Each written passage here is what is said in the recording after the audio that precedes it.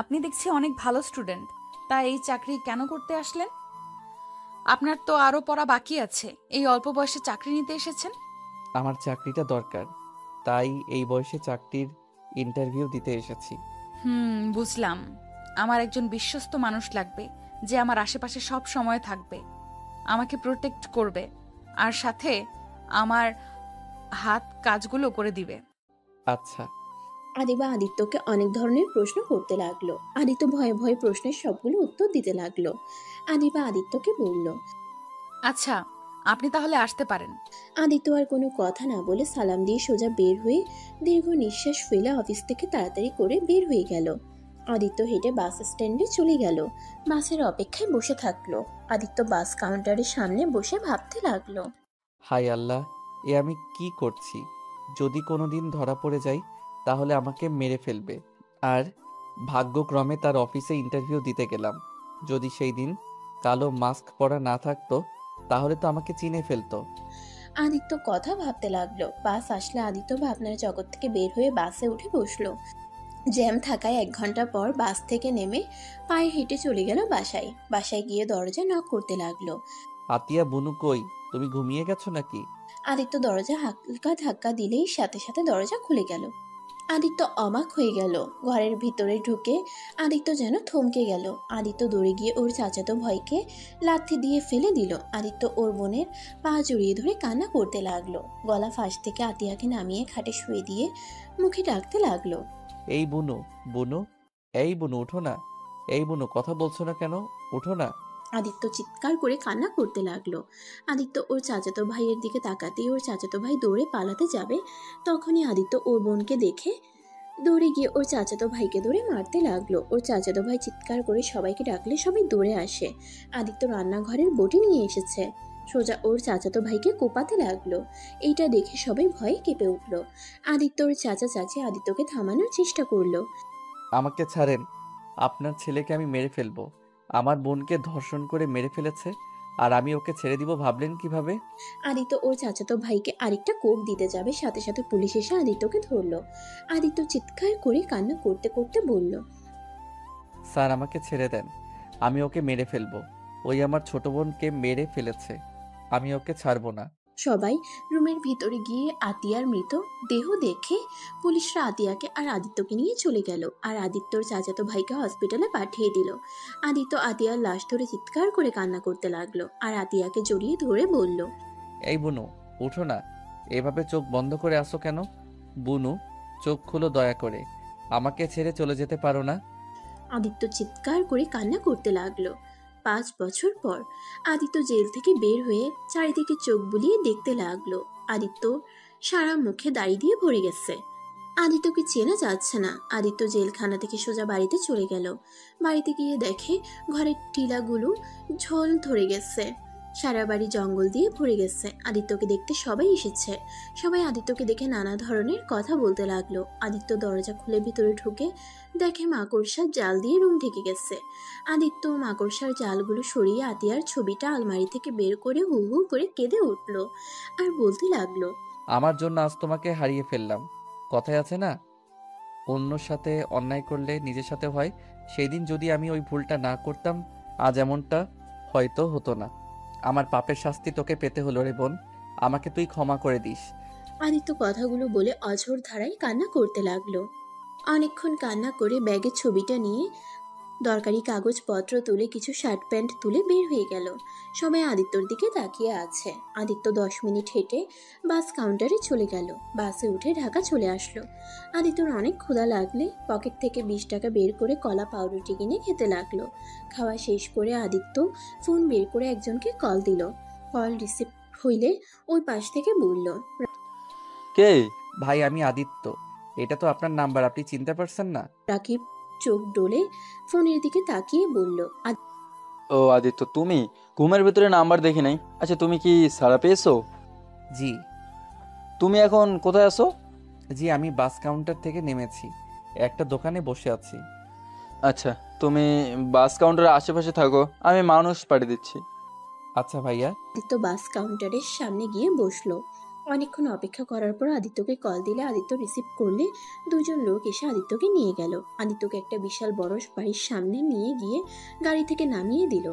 Aditya gate দিয়ে ঢুকে রাকিবকে call দিলে রাকিব রিসিভ করে পড়ল। সদর দরজার কাছে আসো। আপনি কোথায়? আমি বসার ঘরে আছি, তুমি আসো। আদিত্য কলটা কেটে সদর দরজার কাছে গিয়ে কলিং বেল চাপ দিতেই দরজা খুলে গেল। আদিত্যকে দেখে মেয়েটা ভিতরে নিয়ে গেল। ভিতরে যেয়ে রাকিব এসে হ্যান্ডশেক করলো। আদিত্যকে নিয়ে বসার ঘরে গেল। আদিত্যকে রাকিব ওর আব্বু আম্মুর সাথে পরিচয় করিয়ে দিতে যাবে। আদিত্য চমকে উঠল। আদিত্য কিছু বলার আগে রাকিবের আম্মু রাহেলা বেগম বলল, তুমি আমার ছেলেকে জেলের ভিতর অনেক যত্ন রেখেছিলে। তোমার কথা অনেক শুনেছি। তোমাকে কি বলে যে ধন্যবাদ দেব? তোমার সব ঘটনা শুনছি। সত্যি তোমার সাথে খুব খারাপ হয়েছে। আজ থেকে তুমি আমার এখানে থাকবে আর নিজেকে এখনই একা ভাববো না। আজ থেকে আমরা তোমার আপনজন। রাহেলা বেগমের কথা শুনে আদিত্যর চোখ দিয়ে কয়েক ফোঁটা পানি বের হইলে চোখ মুছে বলল, আপনাকে কিভাবে যে ধন্যবাদ দিব আমি ভাষা খুঁজে পাচ্ছি না। রাকিব ভাইয়ার থেকে শুনেছিলাম আপনাদের কথা। আসলে আপনারা অনেক ভালো মানুষ। আচ্ছা রাকিব, তুমি যাও, আদিত্যকে রুম দেখিয়ে দাও। আচ্ছা আম্মু। আদিত্য রাকিবের সাথে যেতে লাগলো। আদিত্য পিছন মুড়ে আরেকবার রাহেলা বেগম আর সাইফুল চৌধুরীকে দেখতে লাগলো। আদিত্যকে রুমে নিয়ে গেল। রাকিব বলল, রুম তোমার পছন্দ হয়েছে? ভাইয়া আপনাকে যে কিভাবে ধন্যবাদ দিব আমি ভাষা খুঁজে পাচ্ছি না। আপনি আমাকে নিজের বাড়িতে থাকতে দিচ্ছেন। ভাইয়া আমাকে কি এত বিশ্বাস করা ঠিক হচ্ছে? দেখ আদিত্য, আমার তোমাকে অনেক ভালো লেগেছে। আমি তোমায় বলছিলাম তুমি আমার ছোট ভাই। তোমাকে আমি ছোট ভাইয়ের মতোই ভালোবাসি। আমি তোমার সাথে 2 বছর থাকছি। আমি এই 2 বছরে তোমাকে যতটা চিনেছি, তুমি মানুষটা অসাধারণ। শোনো, ফ্রেশ হয়ে নাও, বাইরে বের হবো। তোমার মুখের কি অবস্থা হয়েছে? চুল কাটতে হবে, দাড়ি কাটতে হবে, পোশাক কিনতে হবে। একদম পাগল পাগল দেখা যাচ্ছে তোমায়। ভাইয়া আমার জন্য এত খরচ করতে হবে না। আপনি আমাকে থাকতে দিয়েছেন, এটাই আমার জন্য যথেষ্ট। আমাকে একটু একটা কাজ দিলে আর কিছু চাই না। এত কথা বলো না। 2 বছরে বুঝে গেছো আমার রাগ উঠে যায়, যার কারণে 2 বছর জেলও খাটতে হয়েছে। রাগে বসে নিজের গার্লফ্রেন্ডকে মেরে ফেলতে নিয়েছিলাম, আর তুমিও আবার রাগ তুলো না। আর আমি যা করি তাই চুপচাপ দেখে যাও। ভাইয়া এত রাগ কিন্তু ভালো না।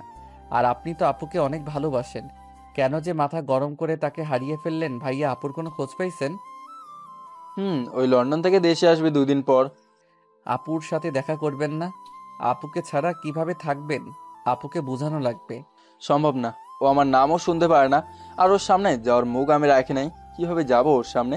আর আমি একটা সাইকো। আমার মতো সাইকোর সাথে কে বা মেয়ের বিয়ে দিয়ে বিপদে পড়বে? ভাইয়া মানুষ মাত্র ভুল, আর মানুষ সারা জীবন এক থাকে না। আপুকে বোঝাতে হবে। উনি নিশ্চয়ই আপনাকে ক্ষমা করে আপনার হয়ে যাবেন। জানি না। আচ্ছা তুমি যাও। আদিত্য শার্ট প্যান্ট নিয়ে ওয়াশরুমে গেলে আদিত্য ভেবাচাকা খেয়ে যায়। আদিত্য বাহিরে এসে বলল, ভাইয়া কল নাই, গোসল করব কিভাবে? আরে কল নাই, ওয়েট আমি দেখিয়ে দেই।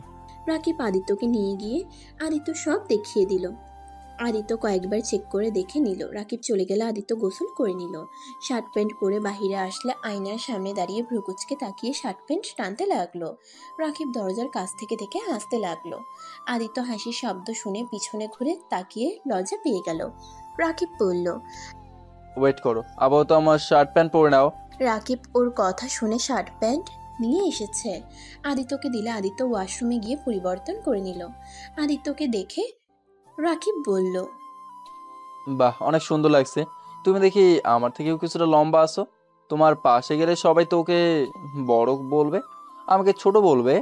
রাকিব কথাগুলো বলে হাসতে লাগলো। আদিত্য মুচকি হাসলো। তারপর রাকিবের সাথে নিচে গেল।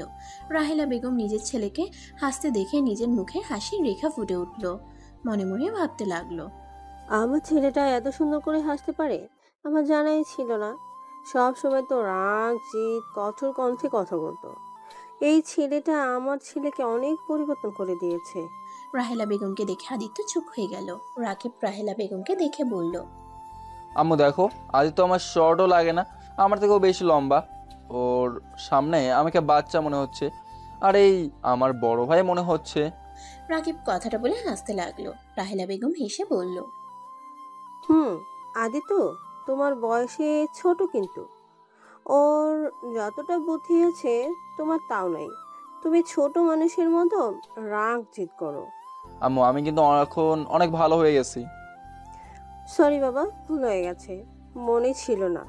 আমার কলিজার টুকরাটাই যে ভালো হয়ে গেছে। রাকিব রাহেলা বেগমের কাছে গেলে রাহেলা বেগম রাকিবের কপালে চুমু দিল। আদিত্য রাকিব রাহেলা বেগমের ভালোবাসা দেখে নিজের অজান্তেই চোখে পানি চলে আসলো। আদিত্য পানি মুছে ফেললো। রাকিব রাহেলা বেগমকে ছেড়ে দিয়ে বলল, আম্মু আদিত্যকে নিয়ে বের হচ্ছি। খাবার খাওয়া নিয়ে যাও, আদিত্য নিশ্চয়ই ক্ষুধা লাগছে। আমি রেস্টুরেন্টে থেকে খাওয়া দাওয়া দিব। আদিত্য চলো আমার সাথে। রাকিবের সাথে আদিত্য যেতে লাগলো। আদিত্যকে নিয়ে সোজা সেলুনে চলে গেল। চুল দাড়ির সাথে ফেসিয়াল করলো। সব করা শেষ হইলে রাকিব আদিত্যকে দেখে অবাক হয়ে বলল, মাশাল্লাহ, ছোট ভাই তোমাকে তো একদম হিরোদের মতো লাগছে। তোমাকে দেখে আমার হিংসা হচ্ছে। ভাইয়া মজা করেন না, আপনি আমার থেকে দ্বিগুণ হ্যান্ডসাম। হয়েছে, চলো এবার রেস্টুরেন্টে যাব। খাবার খেয়ে তোমার জন্য পোশাক কিনে বাসায় যাব।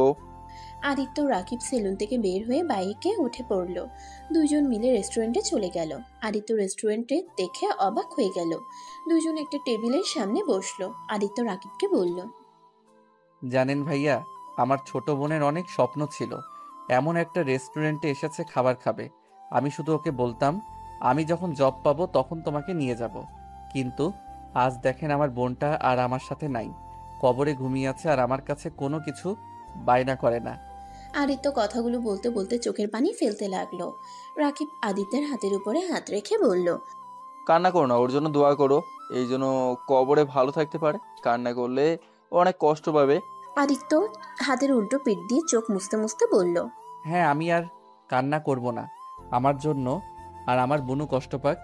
আদিত্য নিজেকে অনেক কষ্টে সামলিয়ে নিল। রাকিব আদিত্যের দিকে মেনু কার্ড এগিয়ে দিল। আদিত্য বলল, ভাইয়া আপনি যা খাবেন তাই খাবো। রাকিব অর্ডার দিতে লাগলো। অনেকক্ষণ পর অর্ডারে সব খাবার চলে আসলো। আদিত্য হাত দিয়ে খেতে গেলে রাকিব আদিত্যকে শিখিয়ে দিতে লাগলো। আদিত্য খেতে গিয়ে বারবার খাবার ফেলে দিচ্ছিল। রাকিব হাত দিয়ে খেতে লাগলো। আদিত্য হেসে চামচ রেখে দিয়ে হাত দিয়ে খেতে লাগলো আর বলল, জানেন ভাইয়া, হাত দিয়ে খাবার যে কি শান্তির, সেটাতে চামচ দিয়ে খেয়ে অতটা মজা পাওয়া যায় না। ঠিক বলছো। দুজন গল্প করতে করতে খাবার খেয়ে নিল। খাওয়া শেষ করে রাকিব বিল দিয়ে দিল। দুজন রেস্টুরেন্ট থেকে বের হয়ে বাইক নিয়ে সোজা শপিং মলে চলে গেল।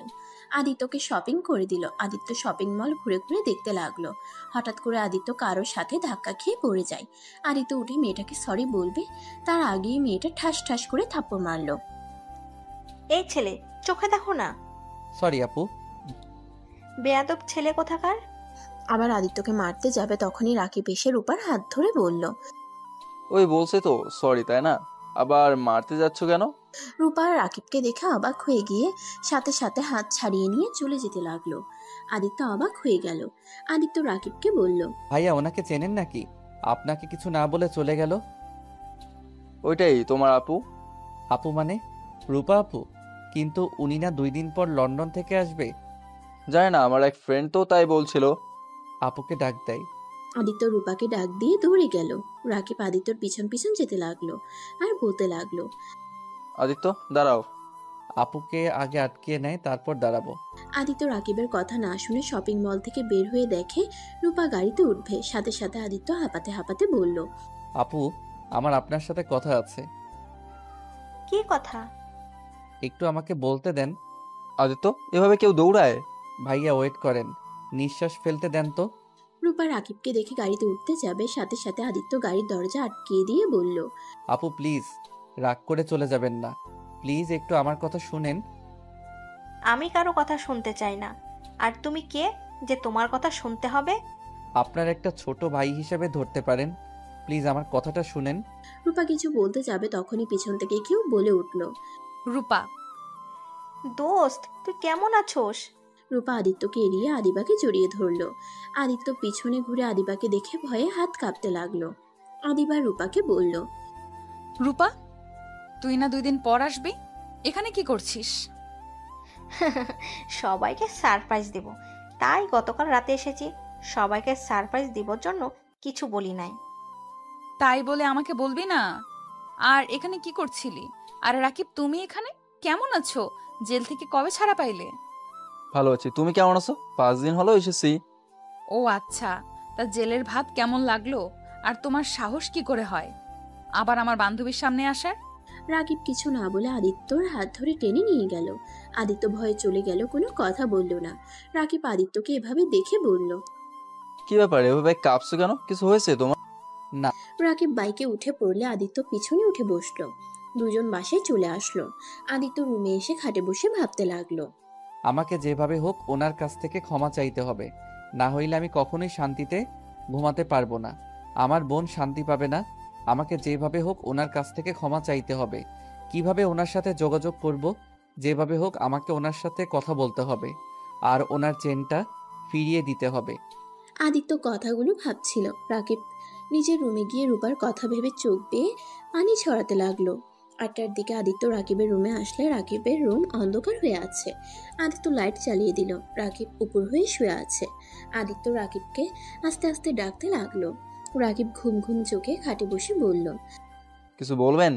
ভাইয়া, আপনি কি কান্না করছেন? ভাইয়া, কান্না না করে আপুকে বোঝানোর চেষ্টা করলে তো পারেন। আর আপু যদি আপনাকে সত্যিই ভালোবেসে থাকে, আমার বিশ্বাস লাস্টবারের মতো আপনাকে উনি ক্ষমা করে দিবে। আমি কোন মুখে ওর সামনে যাব? আমি ওকে গলার টেপে মেরে ফেলতে চাইছিলাম, শুধুমাত্র অন্যজনের কথায় ওকে ভুল বুঝে। আমি কেমন ভালোবাসলাম ওকে যে আমি ওকে বিশ্বাস করতে পারলাম না। অন্য কারো কথায় ওকেও অবিশ্বাস করলাম। ভাইয়া, আপনি অন্যায় করছেন। আপনি তো 2 বছর জেলও খাটলেন। আপনার আম্মু আব্বু বা কেউ আপনার খোঁজ খবরও নেয় নাই, আপনাকে শাস্তি দিয়েছে। আপনি তো এখন আগের মতো নাই, অনেকটা ভালো হয়ে গেছেন। এ আমাকে কখনোই ক্ষমা করবে না। ও আমাকে সহ্য করতে পারছে না। আচ্ছা ভাইয়া, নতুন করে আপুকে পটালে কেমন হয়? মানে? আদিত্য রাকিবকে কিছু প্ল্যান বলল। রাকিব শুনে ভ্রুকুচকে বলল, মুখে জুতা ছুঁড়ে মারবে। আরে, তাই তো করতে পারেন। আচ্ছা। আচ্ছা ভাইয়া, একটা কথা বলার ছিল। বলো। আপুর সাথে যে একটা মেয়ে দেখলাম, উনিকে আপনি কি চিনেন? চিনি। আমার আব্বুর আর রূপার আব্বুর বন্ধুর মেয়ে, আর রূপার বেস্ট ফ্রেন্ড। ও আচ্ছা, ওনার কি বিয়ে হয়ে গেছে? না, বিয়ে ঠিক হয়েছিল, কিন্তু আদিবা ধর্ষণের শিকার হয়েছিল, যার কারণে যার সাথে বিয়ে ঠিক হয় তারা বিয়ে ভেঙে দিয়ে চলে যায়।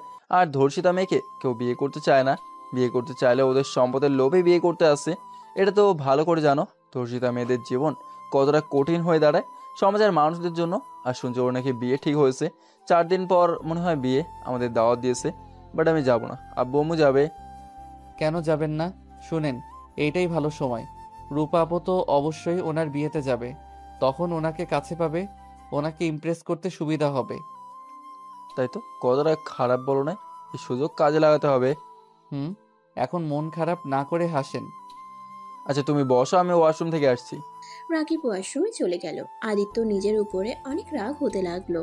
মনে মনে ভাবতে লাগলো, আল্লাহ জানে আমার জন্য ওনাকে কত কি সহ্য করতে হয়েছে।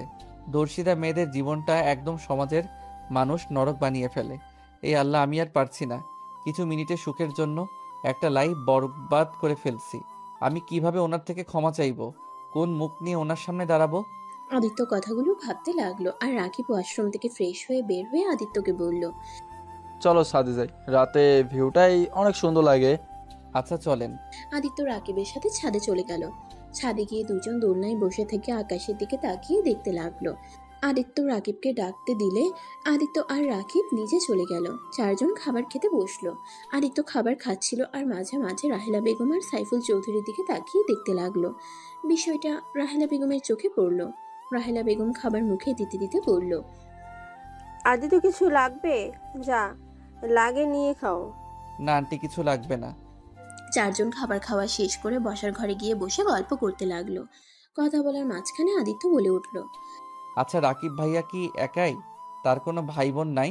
আদিত্যর কথা শুনে রাহেলা বেগম সাইফুল চৌধুরী থমকে গেল। রাহেলা বেগমের মুখ মলিন হয়ে গেল। আদিত্য তাদের মুখ দেখে বলল, আঙ্কেল আন্টি, আমি কোনো ভুল করে প্রশ্ন করে ফেললাম, তাহলে সরি, আমাকে ক্ষমা করে দেন। আরে না, কোনো ভুল প্রশ্ন করো নাই। আমার 2টাই সন্তান। আরেকজন কোথায়? জানি না। মানে? আমার ছোট সন্তান কোথায় আছে আমরা কেউ জানি না। বেঁচে আছে নাকি মারা গেছে কিছুই জানি না। কথাটা বলে রাহেলা বেগমের চোখ পানিতে টলমল করতে লাগলো। রাকিব রাহেলা বেগমের দিকে তাকিয়ে বলল, আম্মু আবার কান্না করছো? আমি তো আসি নাকি? এভাবে কান্না করলে আমার ভালো লাগে না কিন্তু। রাকিবের কথা শুনে চোখ মুছে ফেলল। আমি আর কাটবো না। তোমরা খাবার খাও। রাহেলা বেগম আর কিছু না খেয়ে উঠে চলে গেল। আদিত্য মাথা নিচু করে বলল, সরি, আমার জন্য আন্টি না খেয়ে চলে গেল। আরে তেমন কিছু না, আম্মু মাঝে মাঝে এমন করে। আমার ছোট ভাই হারিয়ে যাওয়ার পর থেকে এমন করে, অনেকবার খাবার ছেড়ে উঠে গেছে। আচ্ছা ভাইয়া, আপনার ছোট ভাই হারিয়ে গেল কিভাবে? 2004 সালে আম্মু আমাকে আর ছোট ভাইকে রাফিনকে নিয়ে পার্কে গেছিল। আমি আইসক্রিমের বায়নাতে হলে আম্মু আমার জন্য আইসক্রিম কিনতে চলে যায়, আর আমি আর আমার ছোট ভাই খেলা করছিলাম। হঠাৎ করে আমি প্রজাপতি দেখে প্রজাপতির পেছন পেছন চলে যাই। আমি রাস্তায় পৌঁছে গেলে অ্যাক্সিডেন্ট হতে যাবে, তার আগে আম্মু দৌড়ে আমার কাছে যায়, আমাকে কোলে তুলে নিয়ে এসেছে। দেখে আমার ছোট ভাই যেখানে রেখে গেছিলাম ওইখানে নাই। শুধু আমার ছোট ভাই না, ওইখানে আরও ছোট 3টা বাচ্চা ছিল, ওদের কেউ খুঁজে পায় না। আজ 20 বছর হয়ে গেল, কাউকে এখন পর্যন্ত পাওয়া যায় নাই। রাকিব কথাগুলো বলে এক পর্যায়ে কান্না করে দিল আর বলতে লাগলো,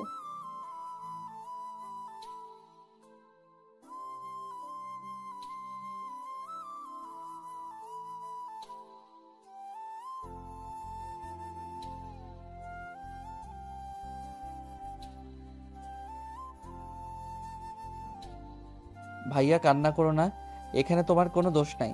তুমি নিজেও তো ছোট ছিলে তখন, কিডন্যাপারদের সাথে তুমি পারতে না? ওরা হয়তো তোমার ভাইয়ের সাথে তোমাকে তুলে নিয়ে যাইতো। আমি জানি না, কিন্তু আমাকে নিয়ে গেলে তাও নিজের কাছে অপরাধী মনে হতো না।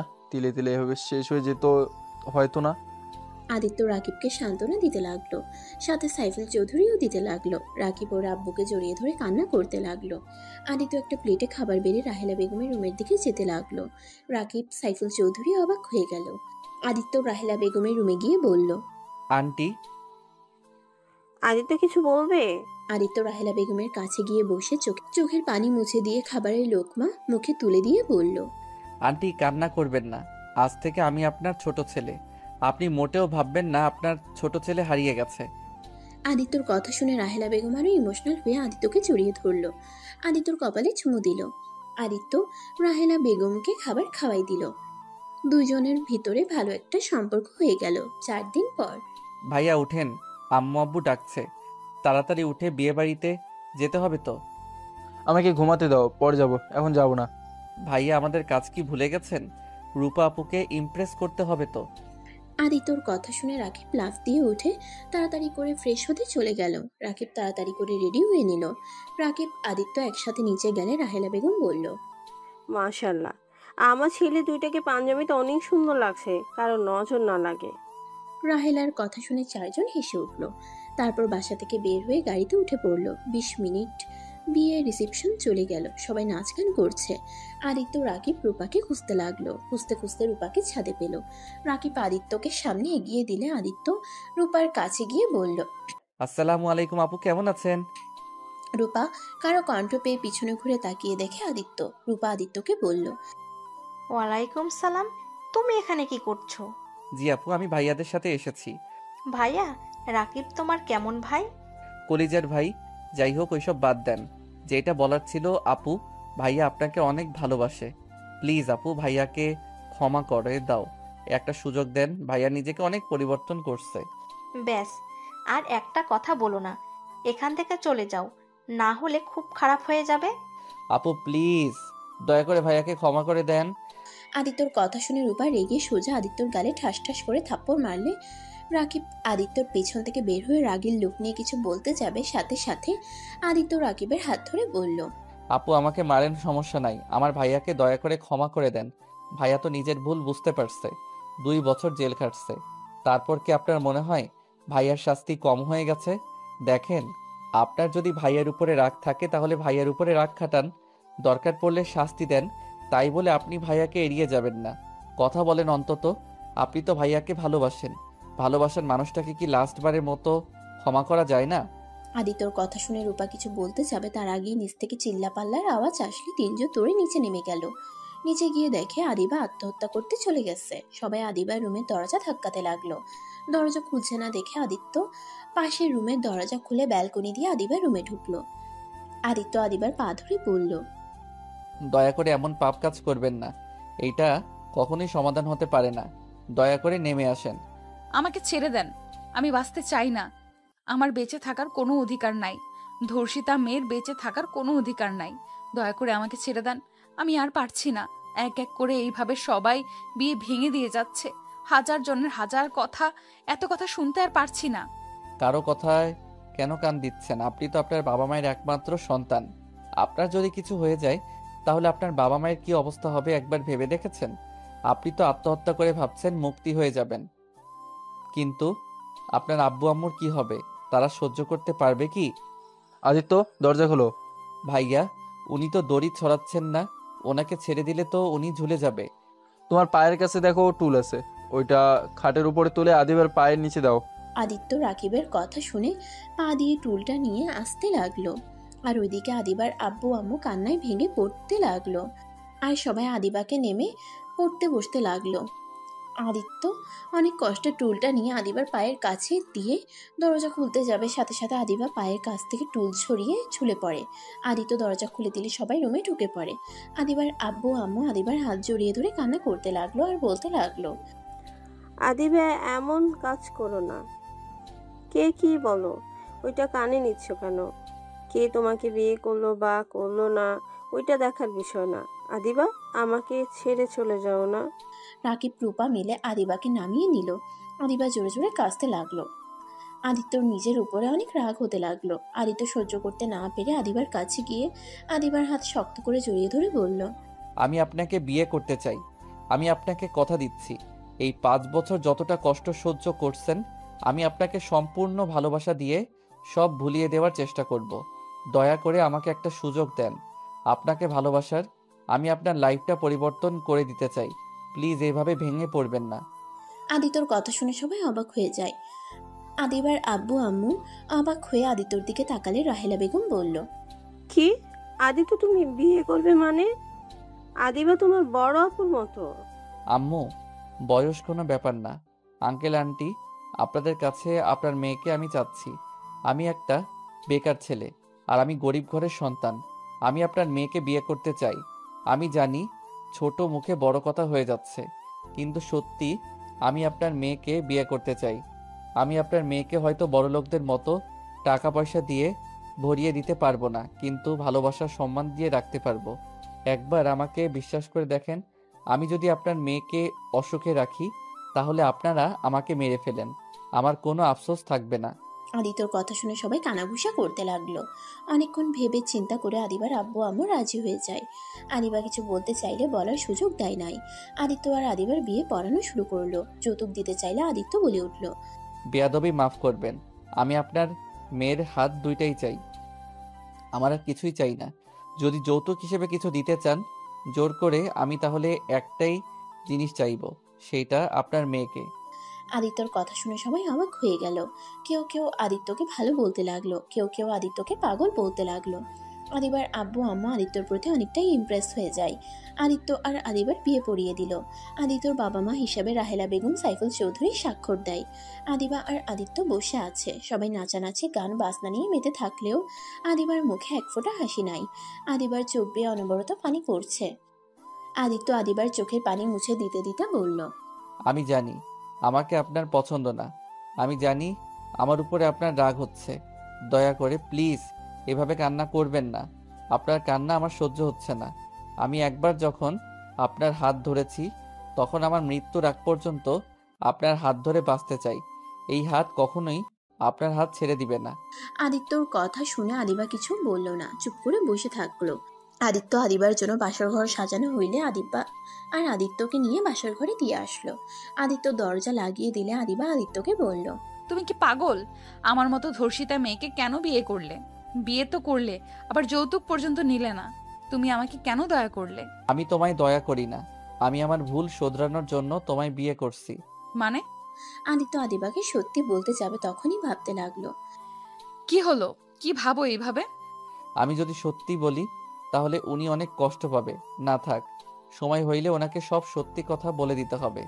আমি চেয়েছিলাম আমি জীবনে বিয়ে করলে একটা ধর্ষিতা মেয়েকে বিয়ে করব। অবহেলিত মেয়েদের বিয়ে করার ইচ্ছে ছিল, সেইটা পূর্ণ হয়ে গেল। আমি দেখেছি অবহেলিত মেয়েরা স্বামীদের অনেক ভালোবাসে, তাই ছোটবেলা থেকে এই শখটা জেগেছিল।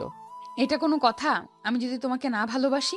তুমি আমার স্ত্রী, সেখানে তুমি এখন ভালো না বাসলে একদিন না একদিন আমায় তুমি ভালোবাসবে। আমি সেই দিনের অপেক্ষায় থাকবো। শোনো, বাস্তব দুনিয়ায় চলার চেষ্টা করো, কল্পনার দুনিয়ায় চলো না। আমি বাস্তব দুনিয়াতে আসি।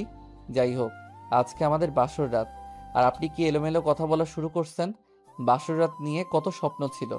বউ ঘোমটা দিয়ে বসে থাকবে, আমি গিয়ে বউয়ের ঘোমটা খুলে কপালে চুমু দিয়ে প্রশংসা করব, তা তো কিছুই হলো না। উল্টা বউ আমাকে জেরা করা শুরু করে দিয়েছে। আদিত্যর কথা শুনে আদিবার হাসি পেল, কিন্তু হাসলো না, হাসি আটকিয়ে বলল, এত যে বড় বড় কথা বলছো, এখন যদি বলি তুমি আমাকে টাচ করতে পারবে না, আমি তোমাকে অনুমতি দিলাম না, তখন তুমি কি করবে? বউ অনুমতি না দিলে সেখানে তো আর কিছু করার নাই। জোর করে তো আর বউকে টাচ করা যাবে না। গুড, যাও ঘুমিয়ে পড়ো, আমার অনেক ঘুম পাচ্ছে। ঘুমালে আবার আত্মহত্যা করবেন না তো? কি মনে হয়? কি আর মনে হবে, যারা একবার আত্মহত্যা করতে যায় তাদের পিছনে শয়তান লেগে পড়ে সবসময় কুপরামর্শ দিবে। রাগ হইলে কষ্ট পারলে বলবে এত কষ্ট সহ্য করে কি হবে, আত্মহত্যা করো, সবাইকে মুক্তি করে দে, তোকে কেউ ভালোবাসে না। আদিত্যর কথা শুনে আদিবা পিছনে ঘুরে মিটিমিটি হাসতে হাসতে ওয়াশরুমে চলে গেল। আদিত্য বিছানার উপরে বসে নিচের দিকে তাকিয়ে থেকে মনে মনে ভাবতে লাগলো। আপনার মুখে আমি হাসি ফুটাবো, আমার জন্য আপনার মুখের হাসি চলে গেছে। আমি আপনাকে আগের মতো স্বাভাবিক করে দিব, যেভাবে হোক আপনাকে আমার ভালো রাখতে হবে। আদিত্য ওর পকেট থেকে ওর বোনের ছবি বের করে বুকে জড়িয়ে চোখে পানি ফেলতে লাগলো আর ভাবতে লাগলো। বোন রে, তোমাকে যে আমি খুব মিস করছি। বোন, তুমি কি দেখতে পারছো, আমি আমার ভুল শুধরানোর জন্য ওনাকে বিয়ে করেছি। আমি জানি না উনি যখন সত্যিটা জানতে পারবে আমাকে ক্ষমা করে দিবে কিনা। ওয়াশরুমের দরজা খোলার শব্দ পেয়ে আদিত্য সাথে সাথে চোখ মুছে ছবিটা পকেটে রেখে দিল। আদিবা আদিত্যকে দেখে বলল, আচ্ছা, একটা কথা বলো তো, জি বলেন। তোমার কণ্ঠটা কেমন জানি চেনা চেনা লাগে, কোথায় যেন শুনেছি। আর তোমাকে কি আগে আমি দেখেছি? আদিত্য আদিবার কথা শুনে ভয় পেয়ে গেল, ঢুক গিলতে লাগলো। আদিবা প্রকুচকে তাকিয়ে বলল, কি হলো, কথা বলছো না কেন? মানে হ্যাঁ, আমাকে তুমি আগে দেখছো। আমি তোমার অফিসে ইন্টারভিউ দিতে এসেছিলাম 5 বছর আগে, এই জন্য হয়তো আমার কণ্ঠ চেনা চেনা লাগছে। ও আচ্ছা, আমার ঠিক মনে পড়ছে না, হয়তো হতে পারে 5 বছর আগের কথা, তাই খেয়াল হয়নি। ও আচ্ছা। আচ্ছা যাও, ফ্রেশ হয়ে নাও। আদিত্য ওয়াশরুমে চলে গেল। আদিবা খাটের একপাশে শুয়ে ভাবতে লাগলো। এই ছেলেটা আমাকে কেন বিয়ে করলো? আমার অফিসে একবার ইন্টারভিউ দিতে এসেছে, আবার সম্পদের লোভ থাকলে যৌতুকও নিল না।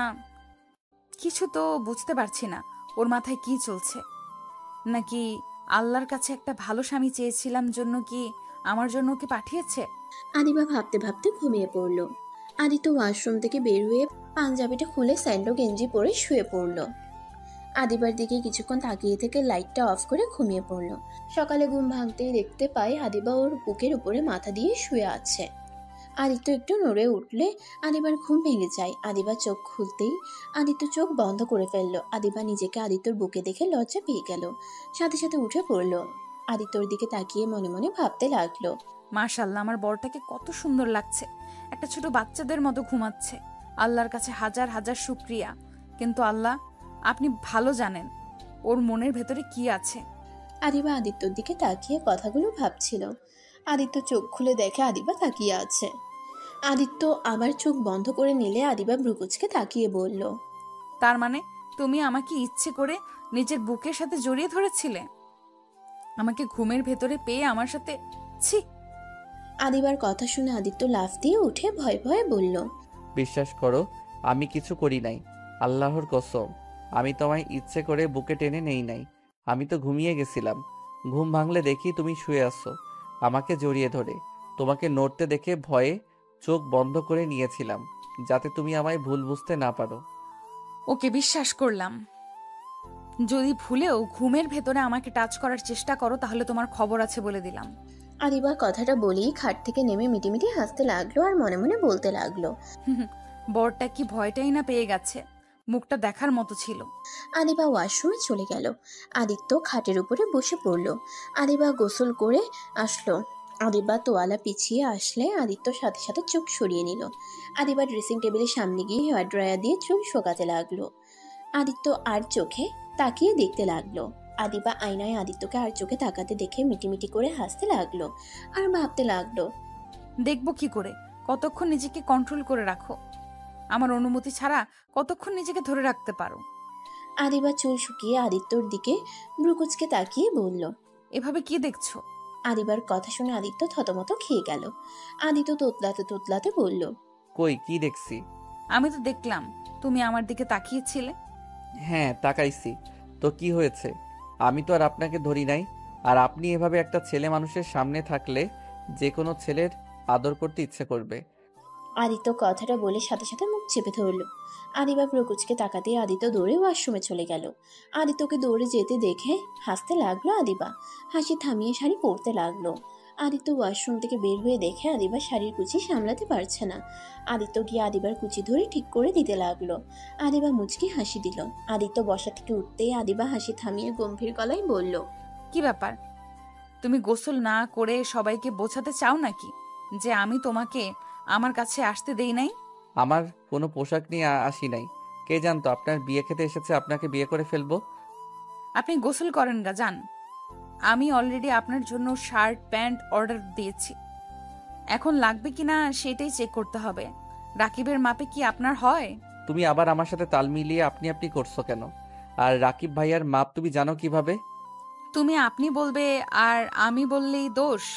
আর রাকিব আমার বেস্টুর বয়ফ্রেন্ড। মাঝে মাঝে ওর জন্য শার্ট প্যান্ট কিনতে গেছি, তাই সেখান থেকে আমার মুখস্থ আছে। ও আচ্ছা। যাও এখন গোসল করে আসো। ওই তো পার্সেল মনে হয় চলে এসেছে। আদিবা ওয়াশরুমে চলে গেল। আদিবা দরজা খুলে দেখে রাকিব রূপা দাঁড়িয়ে আছে। রাকিব আদিবার দিকে তাকিয়ে বলল। তোকে কি বলবো রে? তোর যেটা মন চায় ওইটাই ডাক। তোরা দুইজন একসাথে কাহিনী কি? তোর পার্সেল দিতে এসেছিলাম, এখানে আবার এটা কেন এসেছে আমি কি জানি। আমার ছোট ভাইয়ের সাথে দেখা করতে আসছি। ভাব। আচ্ছা দুইজন বসেক। রাকিব খাটে বসলে আদিবা পার্সেল দিতে দিতে রাকিবের কোলে বসে পড়ে। আদিবা হাসতে লাগলে রূপার সাথে সাথে কোল থেকে নেমে রাকিবকে মারতে লাগলো। রাকিব রূপাকে ধরে বলল। আর আমি কি ইচ্ছে করে তোমাকে কোলে বসেছি নাকি? তুমি নিজেই তো আমার কোলে বসেছো। তুই দেখলে আমি বসছি, তাহলে তুই সরে গেলি না কেন? আরে ভাবার কই সুযোগ দিলে যে সরে যাবো নাকি থাকবো? দুইজন থাম। আদিত্য তোয়ালা পরে ওয়াশরুম থেকে বের হয়ে দেখে রাকিব আর রূপা। আদিত্যর দিকে তাকিয়ে রূপা বলল। বাহ আদিবা, তোর জামাই তো কত কিউট রে। কথাটা বলে লজ্জায় মুখ বানালে আদিবা রেগে আদিত্যর দিকে পার্সেল ছুঁড়ে মেরে বলল। নিজের শরীর সবাইকে দেখানোর খুব ইচ্ছা জাগছে তাই না? যাও ভেতরে, যত সব। আদিত্য পার্সেলটা নিয়ে ওয়াশরুমে চলে গেল। আদিবাকে রেগে যেতে দেখে রূপা হাসতে হাসতে বলল। বাহ বাহ, বান্ধবী দেখি জামাইয়ের দিকে কারো নজর দিতে দিবে না। দোস্ত, আর কাউকে জামাইয়ের ভাগ দিস বা না দিস, আমাকে দিস তাহলে চলবে। রূপা রাগ তুলিস না। আমার জামাইয়ের দিকে নজর দিলে খবর আছে। তোর বয়ফ্রেন্ডের দিকে আমি কোনোদিন নজর দিয়েছি? দেশ নাই, ওটা তোর ভুল। তাই বলে আমি যে দেব না এটা তো হতে পারে না। রূপা বাজে কথা বলবে না। আদিত্য তোমার দেবর হবে, তাই ওকে নিয়ে মজা করা বন্ধ করো। কিসের দেব? ওই আমার জামাই হবে। রাকিব রেগে যেতে লাগলো, সাথে আদিবাও রেগে গেল। দুজনকে রাখতে দেখে রূপা মনে মনে অনেক হাসতে লাগলো। আদিত্য ওয়াশরুম থেকে বের হয়ে দেখে রাকিব রেগে আছে। আদিত্য তাড়াতাড়ি করে গিয়ে রাকিবকে ধরে বলল। ভাইয়া কি হয়েছে, এত রাগ করছো কেন? ভাইয়া তোমাকে না বললাম মাথা ঠান্ডা রাখতে? আদিত্যকে রাকিব ধাক্কা দিয়ে সরিয়ে দিয়ে বলল। তুমি আর একটা কথা বলবে না। আমার ভালোবাসাকে তুমি নিয়ে নিচ্ছ। এই কয়েকদিনে আমার আব্বু আম্মুর মনে অনেকখানি জায়গা করে নিয়েছো, আবার আমার ভালোবাসার মানুষটার দিকে নজর দিচ্ছ। রাকিব আদিত্যকে আর কিছু বলতে না দিয়ে হানহান করে চলে গেল। আদিত্য থ হয়ে দাঁড়িয়ে থেকে রাকিবের চলে যাওয়ার দিকে তাকিয়ে দেখতে লাগলো। আদিত্য রূপার দিকে তাকিয়ে বলল। আপু আমি আপনার সাথে কি করছি? আপনি ভাইয়াকে কি বলছেন? আমি তো আপনাকে নিজের বড় বোনের মতো দেখি। আরে কিসের বড় বোন? আমাকে বইয়ের নজরে দেখতে পারো। আদিবা আরো রেগে গেল। রেগে রূপার সামনে আদিত্যকে ধরে ঠোঁটে কিস করে দিল। আদিত্য রূপা অবাক হয়ে গেল। আদিত্য চোখ বড় বড় করে ফেলে। আদিবা 2 মিনিট পর ছেড়ে দিয়ে আদিত্যকে শক্ত করে জড়িয়ে ধরে বলল। আদিত্য শুধু আমার স্বামী, আর কারো না। আমার স্বামীর দিকে যে নজর দিবে আমি তার চোখ তুলে ফেলবো। আদিত্য আদিবার কথা শুনে ইমোশনাল হয়ে গেল। আদিত্য আদিবার দিকে তাকিয়ে ভাবতে লাগলো। 2 মিনিট আমাকে নিয়ে তুমি এমন পাগলামি করছো, যখন জানতে পারবে আমি কোনো ভালো ছেলে না, আমি তোমার জীবনটা বরবাদ করে দেওয়ার সেই মানুষটা, আমায় তুমি তখন ঘৃণা করবে। আমাকে এতটা ভালোবাসা তখন আর হয়তো দিবে না। রূপা আদিবার পাগলামি দেখে হাসতে লাগলো। আদিবা রূপাকে দেখে হাসতে হাসতে বলল। তোর কি মনে হয় আমি তোর জামাইয়ের দিকে নজর দেব? আরে আমি তো রাকিব আর তোকে একটু জেলাসি করাচ্ছিলাম। শোন, তুই ভালো করে জানোস আমার মন প্রাণ জুড়ে শুধুমাত্র রাকিব, আর কেউ নাই। আর জায়গা আমি কাউকে দিতেও পারবো না। আর আদিত্য তো আমার ছোট ভাইয়ের মতো, আর তার উপরে আবার তোর স্বামী, সেখানে আমি ওর দিকে নজর কিভাবে দিই বলতো? রূপার কথা শুনে আদিত্য অনেকটাই খুশি হলো আর আদিবা লজ্জায় পড়ে গেল। আদিবা রূপাকে বলল, সরি। থাক, সরি বলতে হবে না। আর আদিত্য, তোমার ভাইকে বলো না আমি যে ওকে এখনো ভালোবাসি, তাহলে আবার আমার ওপরে অধিকার খাটাতে আসবে। আপু, ভাইয়া আপনাকে অনেক ভালোবাসে। ভাইয়া এখন আর আগের মতো কথায় কথায় রেগে যায় না। আপু, ভাইয়াকে আর কষ্ট দিয়েন না। ভাইয়াকে ক্ষমা করে দেন। সময় হলেই দেব। ওকে আরও নিজেকে পাল্টাতে হবে। হ্যাঁ, ও আগের থেকে এখন সত্যি অনেক পাল্টে গেছে। কারণ এখন যদি আগের রাকিব হতো, রেগে আমার গলা চেপে ধরতো তোমাকে নিয়ে এসব কথা বলার জন্য। কিন্তু ও নিজেকে অনেকটাই কন্ট্রোল করে চলে গেছে। কিন্তু আরও পরিবর্তন হতে হবে। আপু, বেশি পরিবর্তন করতে গিয়ে আবার যেন হারিয়ে ফেলেন না। ওসব বাদ দাও, চলো নিচে যাই। সবাই আনন্দ করছে, তোমরা এত দেরি করে ঘুম থেকে উঠলে, কত কিছু মিস করেছো। তুই যা, আমরা আসছি। রূপা চলে গেল। আদিবা আদিত্যের দিকে তাকিয়ে বলল, ওইটা অভিনয় ছিল, তাই বলে কিন্তু আবার জোর করে আদর করতে এসো না। আচ্ছা। আদিবার মুখ দেখে বোঝা যাচ্ছিল আদিবা যা বলল এটা ওর মুখের কথা, মনের কথা না। আদিবা চলে যেতে নিবে, সাথে সাথে আদিত্য হাত ধরে টান দিয়ে নিজের কাছে নিয়ে এসেছে। ঠোঁটের সাথে ঠোঁট বসিয়ে দিল। আদিবা প্রথমে নিজেকে আদিত্য থেকে সরিয়ে নেওয়ার চেষ্টা করলে আদিবা পরে আর পারে না। আদিত্য ঠোঁট চুষতে লাগলো। আদিত্য মিটিমিটি হাসতে লাগলো আর মনে মনে ভাবতে লাগলো, আমি বুঝতে পারছিলাম তুমি আমার কি থেকে কি চাচ্ছ। তুমি হইলে এমন মানুষ, নিজের ইচ্ছেটা মুখে প্রকাশ করতে পারো না। তোমার না কথা মানে তুমি ওইটা চাও। আস্তে আস্তে আমি তোমাকে বোঝার চেষ্টা করব। আদিত্যর নিঃশ্বাস বন্ধ হয়ে আসতে নিলে আদিবাকে ছেড়ে দিলে দুজন জোরে জোরে নিঃশ্বাস নিতে লাগলো। আদিবা রাগ দেখাতে যাবে, আদিত্যর সাথে সাথে গালে চুমু দিয়ে দৌড়ে পালিয়ে গেল। আদিবা হাসতে লাগলো। আদিবার রুম থেকে বের হয়ে গেল। আদিত্য সবার সাথে বসে গল্প করছে। কিছু মেয়েরা আদিত্যকে ধরে নাচতে লাগলে আদিবার রাগের লোক নিয়ে তাকাতেই আদিত্য চোখ গেলেই সাথে সাথে বসে পড়লো। রূপা ব্যাপারটা দেখে মিটিমিটি করে হাসতে লাগলো। আদিত্যকে আবার নিয়ে যেতে নিবে, আদিত্য বলল, আপনারা নাচেন, আমি দেখি। আদিত্যকে ওরা জোর করতে লাগলে আদিবা ওদের সামনে গিয়ে দাঁড়ালে আদিবাকে নাচাতে লাগলো। আদিবা পড়ে যেতে নিবে, সাথে সাথে আদিত্য ধরে ফেললো। আদিত্য আদিবাকে সোজা করে দাঁড় করিয়ে দিল। আস্তে নাচেন, আর একটু হইলে উনি পড়ে যাইতো। আদিত্যর কথা শুনে সবাই হাসতে লাগলো আর বলতে লাগলো, আর সবাই মজা করে অনেক কিছু বলতে লাগলো। আদিবা লজ্জা পেয়ে গেল। আদিবার হাত ধরে ওর এক কাজিন নাচতে গেলে আদিত্যর রাগ উঠে গেল আদিবাকে টাচ করতে দেখে। আদিত্য আদিবা আর আদিবার কাজিনের মাঝখানে গিয়ে আদিবার হাত ধরে নাচতে লাগলো আর কানে কানে বলল, আপনি ওনার সাথে কেন নাচলেন? আরে রেগে যাওয়ার কি আছে, ওইটা আমার কাজিন হয়তো। যে না সেই হোক্কা, আমার বউকে অন্য কেউ টাচ করতে পারবে না। রাকিবের সাথে থেকে কি তোমার মাথা গেছে নাকি? কেন ভাইয়া, কি করছে? রাকিব রূপাকে কারোর সাথে সহ্য করতে পারে না, ছোট ছেলেদের সাথেও ঝগড়া লাগিয়ে দেয়, আর তুমি দেখছি ওর মতো করছো। আদিত্য আদিবার কথা শুনে রূপার দিকে তাকালো। রূপা অন্য ছেলেদের সাথে নাচছে। রাকিব নিচের দিকে তাকিয়ে বসে আছে আর চোখে তাকিয়ে দেখতে লাগলো। আদিত্যর মাথায় একটা বুদ্ধি আসলো। আদিবাকে ছেড়ে দিয়ে রূপার কাছে গিয়ে রূপার হাত ধরে ঘোরাতে ঘোরাতে রাকিবের উপরে ফেলে দিল। রাকিব সাথে সাথে ধরে ফেললো। রাকিব রূপাকে ধরলে আদিত্য রাকিব আর রূপাকে তুলে বলল, ভাবি, আপনার কাজ দেখে অবাক। আমার ভাইকে রেখে অন্য ছেলের সাথে নাচা। অন্য ছেলেদের কাছে গেলে ধাক্কা দিয়ে ফেলে দিব, তখন বুঝবেন মজা কেমন লাগে। আদিত্য কথাগুলো বলে রাকিবের হাতে দিয়ে আদিবার কাছে চলে গেল।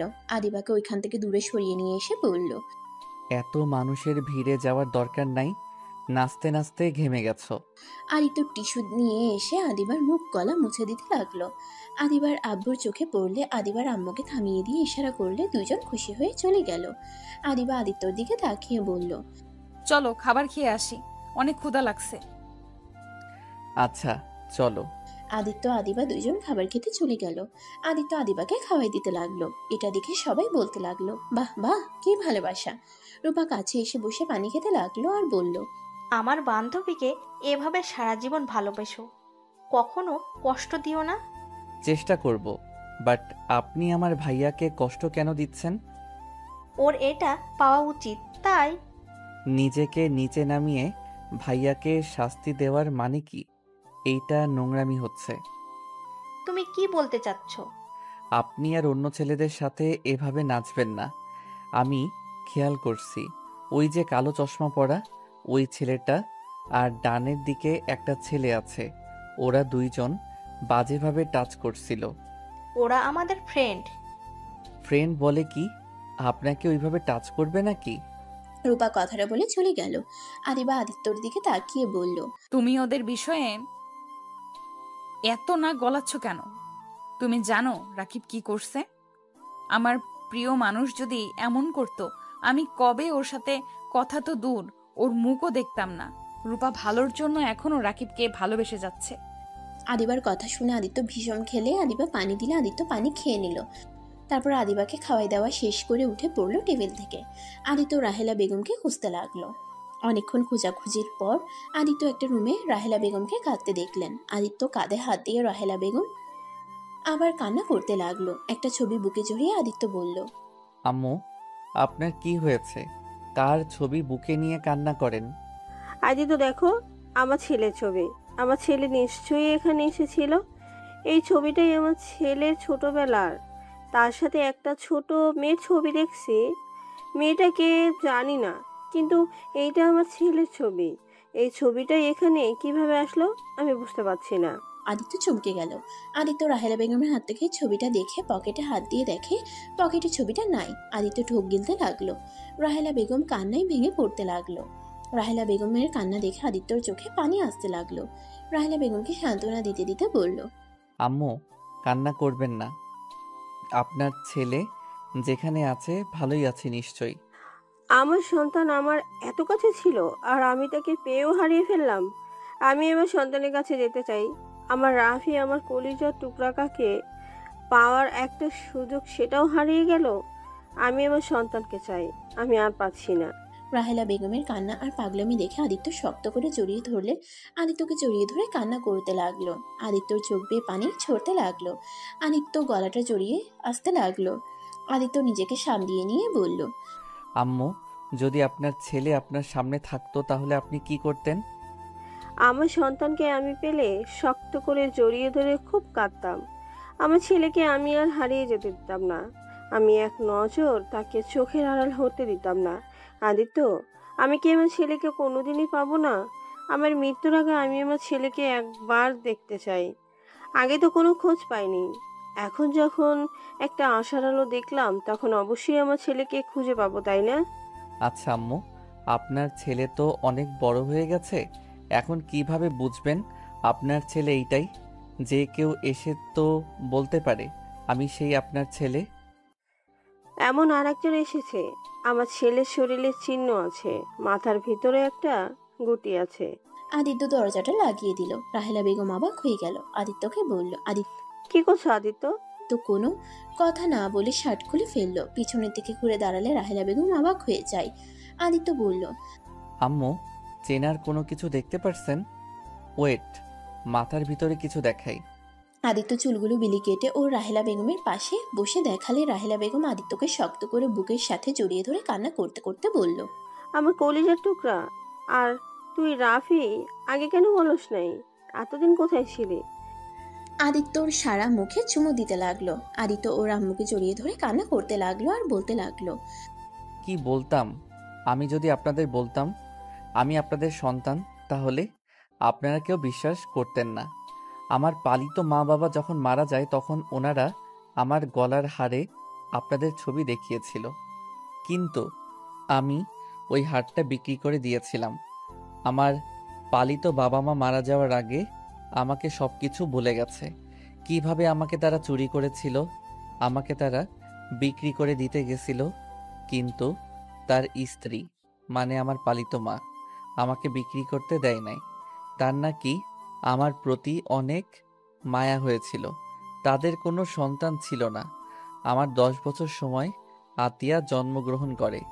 আমি তখনও জানতাম না আমি তাদের সন্তান না। আমার 17 বছর সময় আমার পালিত বাবা মা আমাকে সব বলে দিয়েছিল আমি তাদের সন্তান না। আমার ছোটবেলার সব কিছু আমার কাছে দিয়েছিল। তারা দুইজন এনকাউন্টার হয়ে মারা যায়। তারপর থেকে আমি আমার ছোট বোন আতিয়াকে নিয়ে একা থাকতাম। ওর খাবার জন্য আমি চেনটা বিক্রি করে দিয়েছিলাম। এমনকি আমি একটা অন্যায় কাজও করেছি। তার পাপের শাস্তি হিসেবে আমার বোনকে পেতে হয়েছে। আদিত্য কথাগুলো বলে কান্না করতে লাগলো। কান্নায় ভেঙে পড়লে রাহেলা বেগম জড়িয়ে ধরে কান্না করতে করতে বলল, কান্না করিস না বাবা, এখানে তোর কোনো দোষ নাই। ওর চাচাতো ভাই তো জঘন্য কাজটাই করে মেরে ফেলছে, এখানে তোর কি দোষ? আদিত্য ওর আম্মুকে শক্ত করে জড়িয়ে ধরে কান্না করতে করতে বলল, আম্মু, আমিও একটা ভুল করছি। আম্মু, আমি যদি বলি আদিবার ধর্ষণকারী আর কেউ না, আমি নিজেই। আদিত্যর কথা শুনে রাহেলা বেগম আদিত্যকে ছেড়ে দিল। রাহেলা বেগম কান্না থামিয়ে বলল, মানে কি বলছি? আম্মু, আমি সেই ছেলেটা যে নিজের বোনের খাবারের জন্য ছিনতাই করতে গিয়ে তাকে ধর্ষণ করেছিল, যার শাস্তি আমার বোনটাকে পেতে হয়েছে। আদিত্যর কথা শুনে রাহেলা বেগম হতভম্ব হয়ে গেল। আদিত্য ওর আম্মুর পা জড়িয়ে ধরে বলল, আম্মু, আমি সেদিন জানি না কোন জ্ঞানে ছিলাম, আমি নিজের অজান্তে এমন ভুল করে ফেলি। সেই দিন পর থেকে আমি শান্তিতে ঘুমাতে পারি নাই। এই পাপের জন্য আমি ভিতরটা শেষ হয়ে যাচ্ছে। কুরে কুরে খাচ্ছে এই অপরাধটা। আমি সহ্য করতে পারছি না। আমি আদিবার সামনে যতবার বলতে গেছি আমি ভয়ে বলতে পারছি না। আম্মু, আমি ভুল শোধরানোর জন্য বিয়েও করলাম, কিন্তু তারপর নিজের ভিতরে অপরাধ বোধটা আমাকে শেষ করে দিচ্ছে। রাহেলা বেগম আদিত্যকে ধরে খাটে বসিয়ে দিয়ে বলল, চুপ, কাউকে কিছু বলবি না। এই কথা এখানে শেষ করে দে। এই কথা কোনোদিন কারো সামনে নিয়ে আসিস না। ওরা যদি জানতে পারে তাহলে ওরা তোকে মেরে ফেলবে। আমি তোকে আর হারাতে চাই না। এই কথা আর কাউকে বলবি না। ওদের কাছে কোনো প্রশ্ন নাই। ওই ছেলেটাই কেমন দেখতে, ছেলেটার কণ্ঠ কেমন সেটাও ভালো করে মনে নাই। তাই ওরা তোকে ধরতে পারে না। যখন ধরতে পারে নাই তখন একেবারে চুপ হয়ে যা। আম্মু, পাপ কখনোই চাপা থাকে না। ওইটা পরে দেখা যাবে। তুই আর কোনোদিন এই কথাগুলো মনের হলেও কাউকে বলবি না। আম্মু, আমি এভাবে থাকলে মারা যাব। এভাবে তিলে তিলে মরার থেকে সব সত্যি বলে যদি মৃত্যুর স্বাদ গ্রহণ করা খুব ভালো। চুপ কর তুই। আদিবাকে বিয়ে করছো, এখানে তুই ওকে ভালো রাখার চেষ্টা করবি। ওকে সম্পূর্ণ ভালোবাসা দিয়ে ওর মনে জায়গা করে নে। তারপর যখন তোর মনে হবে বলে দেওয়া উচিত তখন সব বলবি। তার আগে কখনো বলিস না। আদিত্য রাহেলা বেগমকে জড়িয়ে ধরে কান্না করতে লাগলো। রাহেলা বেগম আদিত্যের চোখ মুছে দিল। হঠাৎ করে বাথরুম থেকে দরজা খোলার শব্দ শুনে দুজনে ভয় পেয়ে গেল। দুজন ঘুরে তাকিয়ে দেখে সাইফুল চৌধুরী। রাহেলা বেগম দীর্ঘ নিঃশ্বাস ফেলল। সাইফুল চৌধুরী আদিত্যকে শক্ত করে জড়িয়ে ধরে ইমোশনাল হয়ে গেল। আদিত্য ইমোশনাল হয়ে যায়। আদিত্যর আব্বু বলল, তোকে কত খুঁজেছি আর তুই আমাদের কত কাছে, অথচ আমরা তোকে চিনতে পারি নাই। তোর কোনো দোষ নাই। আর তুই আমাদের কত কাছে, অথচ আমরা তোকে চিনতে পারি নাই। তোর কোনো দোষ নাই। আজ যদি আমাদের সাথে থাকতি তাহলে কখনোই এমন ভুল হতো না। সব দোষ আমাদের। কেন যে তোকে সাবধানে রাখতে পারি নাই। সাইফুল চৌধুরীর কথা শুনে আদিত্য সাইফুল চৌধুরীর চোখের পানি মুছে দিয়ে বলল, আব্বু, আপনাদের কোনো দোষ নাই। ওনারা আমাদের চুরি করে নিয়ে গেছিল। সেখানে আপনাদের কি করার ছিল? আমার ভাগ্য খারাপ ছিল, তাই আমি সেই দিন কিডন্যাপ হয়েছিলাম। আর ভাগ্যক্রমে আবার আপনাদের সাথে দেখা হয়ে গেল। সাইফুল চৌধুরী আদিত্যর চোখের পানি মুছে বলে, চল সবাইকে বলবো আমার ছোট সন্তানকে আমি পেয়ে গেছি। সাইফুল চৌধুরীর কথা শুনে আদিত্য বলল, না আব্বু, এখন এসব কাউকে জানানোর দরকার নাই। আমি দেখতে চাই আদিবা আমাকে কতদিন সহ্য করতে পারে। আমি দেখতে চাই ওই আসলে কেমন মানুষ, আর ওর বাবা মা বা কেমন মানুষ। আর হুট করে এইসব বলে কেউ বিশ্বাস করবে না, উল্টা আমাকে প্রতারক ভাববে। প্রতারক কেন ভাবে? তোর কাছে সব প্রমাণ আছে আর আমরা তো জানি তুই আমাদের সন্তান। আগে না, আমি চাচ্ছি না কেউ আমার সম্পর্কে এখন জানুক। আপনারা তো জেনেছেন, এইটাই তো অনেক। অন্তত আর আমাকে নিয়ে টেনশন করবেন না। আদিত্য রাহেলা বেগম সাইফুল চৌধুরীকে বোঝাতে লাগলো।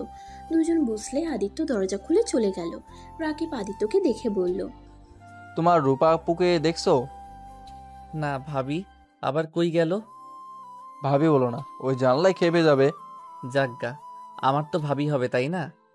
না করছি, করবে না। আচ্ছা চলো ভাইয়া, ওনাকে খুঁজি। আদিত্য রাকিব রূপাকে খুঁজতে লাগলো। অনেক জায়গায় খুঁজে কোথাও খুঁজে পেল না। আদিত্য রাকিবকে বলল, ভাইয়া, আমার মনে হয় আমাদের রুমে আছে, আর না হয় বাসায় চলে গেছে। বাসা যায় নাই, ওর আব্বু আম্মু ওখানে আছে। তাহলে আমাদের রুমে গিয়ে দেখি। আদিত্য রাকিব দুজন রুমের সামনে গিয়ে দরজা নক করলে রূপা এসে দরজা খুলে দেয়। আদিত্য রূপাকে দেখে টান দিয়ে রাকিবের হাতে তুলে দিয়ে বলল, যান, আমার বউয়ের সাথে সারাদিন কি করেন? এইদিকে আমার ভাই আপনাকে খুঁজতে খুঁজতে পাগল হয়ে যাচ্ছে, আর উনি আমার বউয়ের সাথে আড্ডা দিচ্ছে। বদমাইশ ছেলে, আমাকে এভাবে টান দিলে কেন? আর একটু হলেই পড়ে যাইতাম। পড়ে গেলে কি হইতো? একটু ব্যথা পাইতেন। আর আমার ভাইয়ের হৃদয় যেতে পুড়ে গন্ধ বের হয়ে গেছে, ওই দিকে খেয়াল নাই। আমার ওসব দেখার সময় নাই। আমি তোমার ভাইকে চিনি না। দূর, চেনেন না চেনেন, ওইটা শুনে লাভ নাই। আমি আমার বউয়ের কাছে গেলাম। আদিত্য কথাটা বলে দরজা লাগিয়ে দিল ওদের মুখের উপরে। রূপা দরজা ধাক্কাতে লাগলো। আদিত্য পিছনে ঘুরতে ঘুরতে বলল, বিবিজান কই গো আপনি? কথাটা বলে পিছনে ঘুরে হা হয়ে গেল। আদিবার আম্মু, রূপার আম্মু আর কিছু মহিলারা বসে আছে, সাথে আদিবাও বসে আছে। আদিত্যকে দেখে সবাই হেসে উঠল। আদিবার রাগের লোক নিয়ে তাকাতেই আদিত্য সাথে সাথে রুম থেকে বের হয়ে গেল। রূপাল রাগের লোক নিয়ে তাকিয়ে বলল, এখন কেন? চলো চলো, বইয়ের কাছে দিয়ে আসি। রূপা আদিত্যকে টানতে টানতে রুমে নিয়ে গেল। আদিত্য রূপাকে বলল, আপু, আমাকে ছাড়েন, আমাকে যেতে দেন। কেন যেতে দেব? আমাকে বের করলে না, বইয়ের কাছে যেতে চাইলে? চলো বইয়ের কাছে নিয়ে যাই। রূপা ওকে ছাড়ে। ছাড়বো না। কত লজ্জা পেতে পারে আমি সেটাই দেখব। আমার মুখের সামনে দরজা লাগিয়ে দিয়েছে। আমি যে ওর বড় বোনের মতো, তারপর লজ্জা শরম নাই। আদিত্য লজ্জায় মাথা নিচু করে ফেলল। আদিবার আম্মু বলে উঠল, রূপা, আদিত্য কিন্তু তোমার সম্পর্কে সমান আছে। ওই তোমার বান্ধবীর জামাই, তার মানে তোমার সাথে সেই মজা করতে পারে। থ্যাংক ইউ শাশুড়ি আম্মু। আদিত্য কথাটা বলে রূপার হাত সরিয়ে দিয়ে বলল। রূপার মুখের দিকে এগিয়ে গিয়ে বলল, আপনি আমার সম্পর্কে শ্যালিকা হন, তাই শ্যালিকার মতো থাকেন, বড় বোনের মতো শাসন করতে আসেন না। তাই নাকি? দুলাভাই আমার, দুলাভাই চলেন আপনাকে একটু স্পেশাল যত্ন করি। আদিত্যকে রূপা নিয়ে যেতে চাইলে আদিবা রূপাকে বলল, একদম না, আদিত্য ওর সাথে যাও না। স্পেশাল আদর কিন্তু ভয়ঙ্কর হয়ে যাবে। কেন? দেখি কি আদর দেয়, একটু দেখা উচিত তো। আদিবা তুই চুপ কর। সব দুলাভাইরা এটা খাইছে, তোর জামাই কেন বাদ যাবে? আদিত্য যাও না, গেলে কিন্তু বিপদ হবে। দেখা যাক ভাইয়া কি করে। আদিত্য রূপার সাথে গেল। রাকিব আদিবা ওদের পিছন পিছন যেতে লাগলো। রূপা আদিত্যর থেকে কিছুটা দূরে গিয়ে আদিবার ফ্রেন্ডদের আর কিছু কাজিনসদের ডেকে নিয়ে কানে কানে বলল। তারপর সবাই মিলে হাত মিলালো। আদিত্য ভ্রুকুচকে তাকিয়ে দেখতে লাগলো। আদিবা আদিত্যকে বলল, তুমি রাকিব ভাইয়ের সাথে এখান থেকে পালাও, না হলে কিন্তু তোমার নাজেহাল করে ছাড়বে। কেন, কি করবে? আমাকে মারবে নাকি? না মারবে না খাওয়াবে। তাই নাকি? এইটা তো ভালো। ভালো না সাই, আমার সাথে তুমি চলো। রাকিব আদিত্যর হাত ধরে দৌড় দিল। আদিত্যর পিছন পিছন রূপারা দৌড়ে যেতে লাগলো। আদিত্যকে বাইকে বসিয়ে রাকিব মুখ ভেঙচি দিয়ে পালিয়ে গেল। আদিত্যকে নিয়ে বাসায় চলে গেল। আদিত্য রাকিবের দিকে তাকিয়ে বলল, কি হয়েছে? এমন ভাবে বাসায় নিয়ে আসলে কেন? বাসায় না নিয়ে আসলে? মরিচের মিষ্টি, মরিচের গুঁড়ার শরবত, যত ঝালের খাবার আছে তার থেকে ডবল মরিচের গুঁড়া দিয়ে খাওয়া হতো। এর আগে আমার এক ফ্রেন্ড জামাই হসপিটালে ভর্তি ছিল, 5 জন ছিল। একদিন পর হসপিটাল থেকে নিয়ে আসা হয়েছিল। ওই 6 জন ওদের দেখলে ভয়ে কাঁপে। রাকিবের কথা শুনে আদিত্য হাসতে লাগলো। রাকিব ভ্রুকুচকে তাকিয়ে বলল, রে হাসো কে? ওনারা এত দুষ্টু, আমাকে ঝাল খাওয়াবে। আমি ঝাল অনেক খেতে পারি, আমার ওইসব কিছু হতো না। মরিচ ডলে ভাত খাওয়ার অভ্যাস আছে আমার। কত সাল খাইতে পারো তার থেকে ডবল খাওয়াবে। ওই সব রাখো, যাও রুমে যাও, আমাকে কল দিয়ে বলে দেবো আমরা বাসায় চলে এসেছি। রাকিব কথাটা বলে চলে যেতে নিবে তখনই আদিত্য রাকিবকে বলল, ভাইয়া, তোমার বাইকের চাবিটা দিবে? তুমি কি গাড়ি চালাতে পারো? হুম, ফ্রেন্ডদের বাইক চালিয়ে শিখেছিলাম। আচ্ছা এ নাও। রাকিব আদিত্যকে চাবিটা ঢিল দিয়ে দিলে আদিত্য ক্যাচ করে ধরে চলে গেল। বাইক নিয়ে সোজা গ্রামে চলে গেল। গ্রামে গিয়ে ওর বোনের কবরের সামনে গিয়ে বসে কান্না করতে করতে বলল, বুনু, তোমাকে অনেক মনে পড়ছে, আমার খুব কষ্ট হচ্ছে। বুনু গো, বুনু, ওই বুনু উঠো না, তোমার মুখ থেকে ভাইয়া ডাক শুনতে ইচ্ছে করছে। ওই বুনু, উঠো না। আদিত্য কথাগুলো বলে কান্না করতে লাগলো। আদিত্য কবরটা জড়িয়ে ধরে কান্নায় ভেঙে পড়ল। কবরের পাশ দিয়ে মানুষগুলো যাচ্ছিল আর সবাই অবাক হয়ে যাচ্ছিল। আদিত্য অনেকক্ষণ ধরে কান্না করে কবর জড়িয়ে কখন যেন অজ্ঞান হয়ে যায়। আদিত্য জ্ঞান ফিরলে দেখতে পারে চারিদিকে অন্ধকার হয়ে গেছে। আদিত্য কবর থেকে উঠে পড়ল। কবর থেকে বের হয়ে সোনার দোকানে চলে গেল। গিয়ে আদিত্য দোকানদারের সাথে কথা বলে ঢাকার উদ্দেশ্যে বের হয়ে গেল। ঢাকায় যেতে যেতে রাত 12টা বেজে গেল। বাসার ভিতরে ঢুকে বাইক গ্যারেজে রেখে বাসার সদর দরজা নক করলো। কলিং বেল বাজাতেই দরজা খুলে গেল। আদিত্য সদর দরজাটা লাগিয়ে দিয়ে নিজের রুমে চলে গেল। রুমে গিয়ে লাইটটা জ্বালাতে দেখে আদিবা বিছানায় শুয়ে আছে। আদিত্য আলমারি থেকে শার্ট প্যান্ট বের করে লাইট অফ করে ওয়াশরুমে চলে গেল। গোসল করে বের হয়ে আদিবার পাশে শুয়ে পড়ল। সকালে ঘুম ভাঙলেই দেখে আদিবার রাগী লুক নিয়ে তাকিয়ে আছে। আদিত্য উঠে আতশোয়া হয়ে বসে বলল, কি হয়েছে? এভাবে রাগী লোক নিয়ে তাকিয়ে আছো কেন? গতকাল সারা দিন কোথায় ছিলে? তুমি জানো এখানে কি হয়ে গেছে? না, কি হয়েছে? রাকিব কতটা রেগে গিয়েছিল। রাকিবের ধারণা তোমাকে ওই বাইক দিয়েছে, তুমি বাইক নিয়ে পালিয়ে গেছো আর নাকি ফিরবে না। তোমাকে বিশ্বাস করা ওর ভুল হয়েছে। কি? ভাইয়া এইসব বলছে? হ্যাঁ, আর রাগ হওয়ার কথা ফোন বন্ধ করে রেখেছিলে কেন? তোমার তো কোনো খোঁজ খবর ছিল না। এখানে রাকিবের দোষ কি হবে? তাই বলে ভাইয়া আমাকে সন্দেহ করতে পারলো? পারছে। তুমি ওকে বাইকের চাবি দিয়ে আসো। তোমার বাইক দরকার হইলে আমাকে বলতে পারতে, আমি তোমাকে বাইক কিনে দিতাম। এইভাবে ওর বাইক নিয়ে উধাও হওয়ার কি আছে? আম্মু আব্বু কিছু বলে নাই? আঙ্কেল আন্টি তো বলছে তুমি পালাও নাই, তুমি নিশ্চয়ই কোনো কাজে গেছো। তুমি ফিরে আসবে। রাকিব ওর আব্বু আম্মুকে তোমার উপরে এত কনফিডেন্স দেখে আরো রেগে গেছিল। ও আচ্ছা। তা তুমি কোথায় গেছিলে? কেন ফোন ধরো নাই? তোমার কি জ্ঞান বুদ্ধি নাই? একজন যে তোমাকে থাকতে দিল, নিজের ছোট ভাইয়ের মতো ভালোবাসলো, তার ফোন না ধরে ফোন বন্ধ করে রাখার মানে কি? ওই কতটা কষ্ট পেয়েছে তোমার ধারণা আছে? ও আচ্ছা। আদিত্য খাট থেকে উঠে ওয়াশরুমে গিয়ে ফ্রেশ হয়ে নিল। তারপর ওর কাগজপত্র তুলে নিল ব্যাগে। তারপর ব্যাগটা কাঁধে নিয়ে বাইকের চাবি হাতে নিয়ে রুম থেকে বের হতে যাবে। কি ব্যাপার? এইসব নিয়ে কোথায় যাচ্ছ? গ্রামে চলে যাব। মানে? কিছু না। আদিত্য সিঁড়ি ভেঙে নিচে গিয়ে দেখে সবাই বসে আছে। আদিবার আম্মু আব্বু রাকিব রাহেলা বেগম সাইফুল চৌধুরী বসে আছে। আদিত্যকে দেখে রাহেলা বেগম বলল, ওই তো আদিত্য। কিরে আদিত্য, কোথায় চলে গেছিলি? ফোন কি হয়েছে তোর? আদিত্য রাকিবের হাতে চাবিটা তুলে দিয়ে বলল, গ্রামের বাড়িতে গেছিলাম, ফোনটা চার্জ নেই আর ফোনের কথা মনেও ছিল না। আদিত্য ওর পকেট থেকে ফোন বের করে রাকিবের হাতে দিয়ে বলল, ভাইয়া, টাকার জন্য একটা সময় ছিনতাই করছি। মন না চাইলেও এই জঘন্য কাজটা করতে হয়েছে। কারণ আমার না ছিল আমার বাবা মা। ছোট বোনের ক্ষুধা দেখে তার চোখের পানি সহ্য হতো না।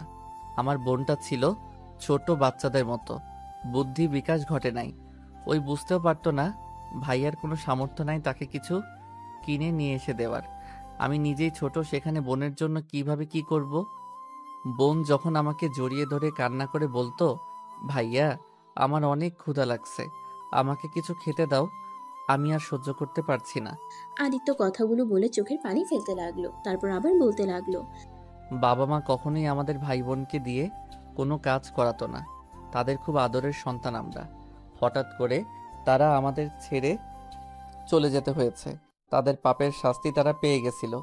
অথচ আমরা দুই ভাই বোন হয়ে যাই এতিম।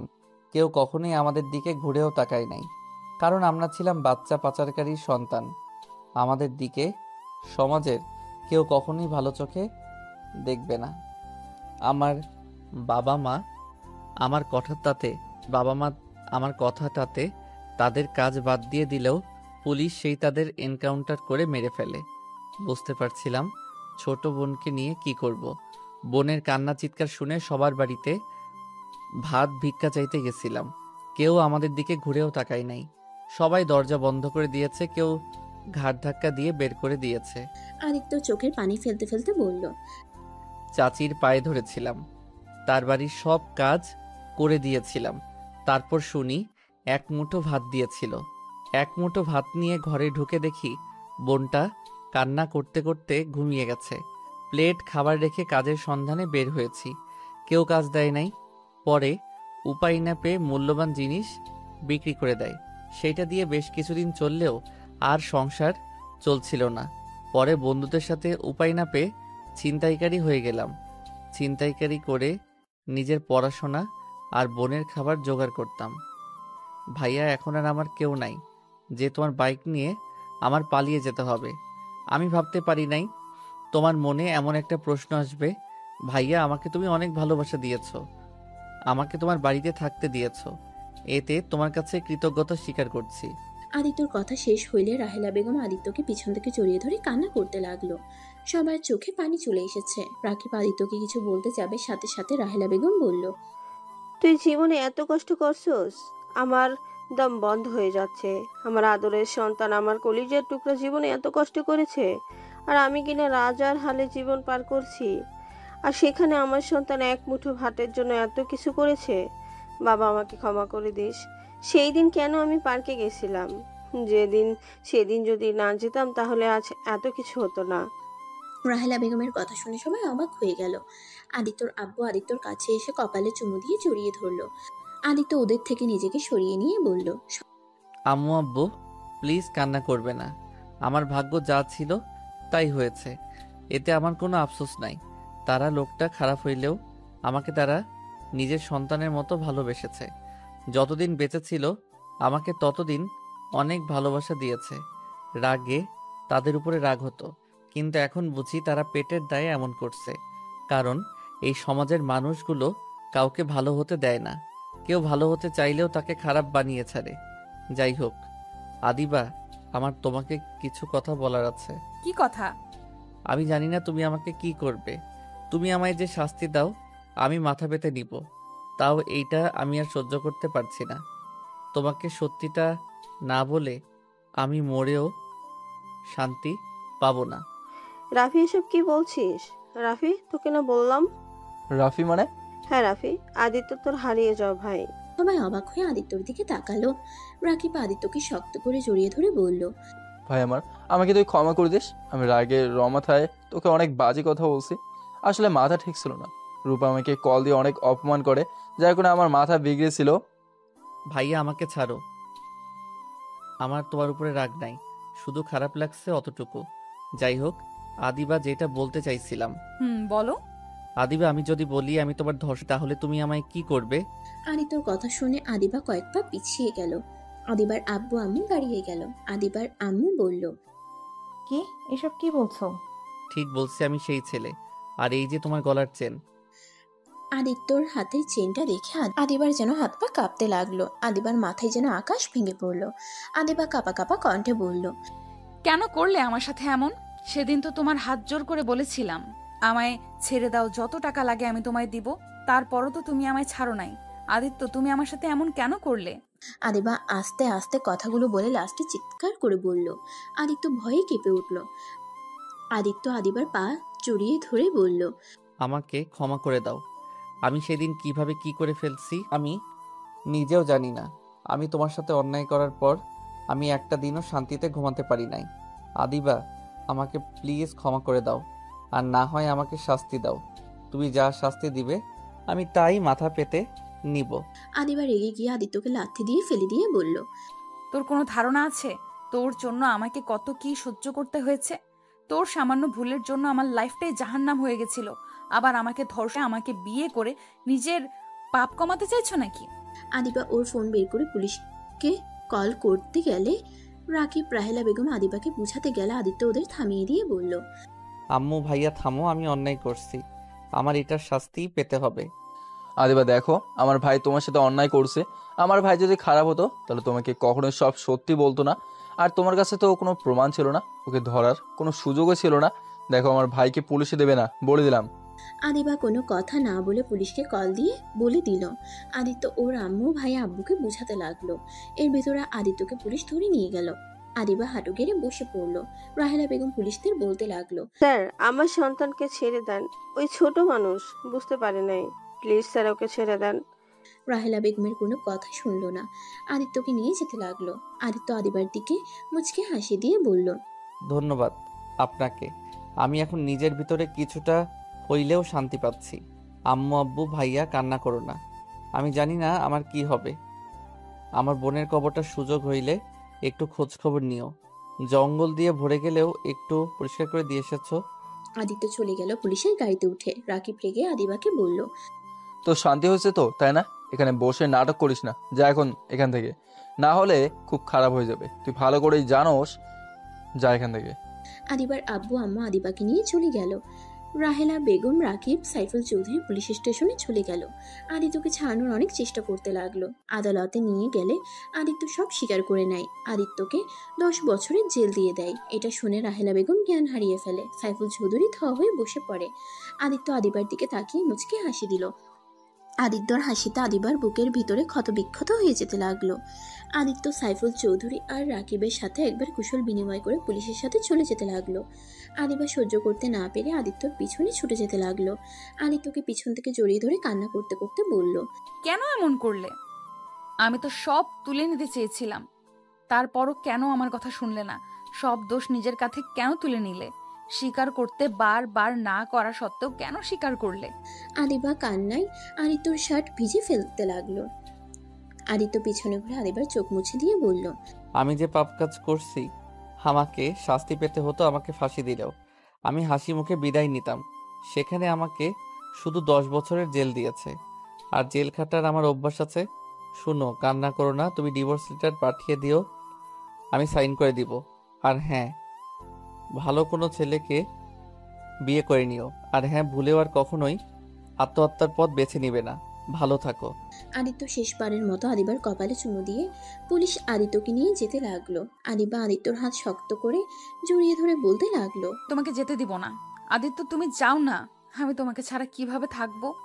আমায় ছেড়ে দাও। আমার প্রতি ভালোবাসা না, এটা আমার প্রতি তোমার আবেগ। চিন্তা করো না, সব আবেগ চলে যাবে আস্তে আস্তে। আদিত্য আদিবার থেকে নিজের হাত সরিয়ে নিয়ে গাড়িতে উঠে চলে গেল। আদিবা হাঁটু করে বসে চিৎকার করে কান্না করতে লাগলো।